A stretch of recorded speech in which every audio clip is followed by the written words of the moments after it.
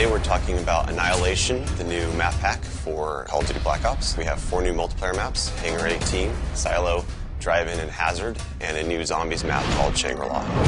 Hangar 18 is based in the highly controversial Area 51, and it has a lot of Easter eggs that play up the conspiracy theory aspect. Hangar 18 is a medium-sized map. It has a pretty classic multiplayer gameplay structure. All the paths lead through and around the hangar. It kind of caters for all game types. You've got your close quarters going through the hangar. You've also got some sniper points as well. Strategically, you want to hold down the hangar. If you can work with your teammates to really control the 4 main flow points, then you're going to dominate the map.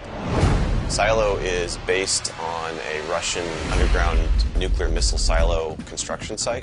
It's probably one of the largest maps in the entire game. Silo favors players who take their time because there's a lot of flank routes and a lot of interconnecting paths. So players who are smart and use decoys and pay attention to the mini-map are going to be more successful. You can't really stick around in one place for too long because you're going to get shot from multiple angles. You really need to learn how to play the map, how the paths flow, and you need to stay on the move.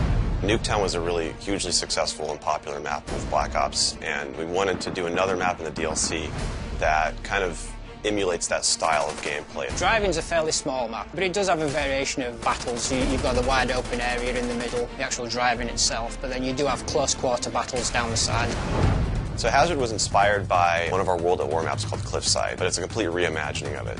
We've actually turned it into a golf course. It's a great level. Hazard is probably one of the only maps in the game that focuses almost exclusively on long-distance engagements, and the long-range snipers and LMG gunners and assault rifle guys are going to have an advantage. You're definitely going to want to avoid the fairway if you're not a sniper and stick to the edges of the map where there's some more intense choke points and medium-range engagements.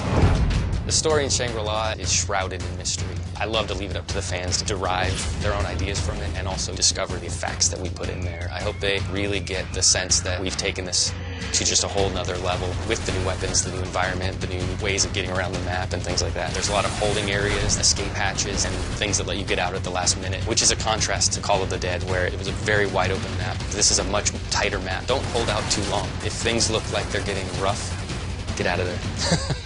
It's time to go. With Annihilation, we had a goal that we really wanted to push the visuals in all the maps. Each map feels very unique from one another. They feel like the kind of maps that you just want to spend a lot of time in. Annihilation hits Xbox Live Marketplace on June 28th.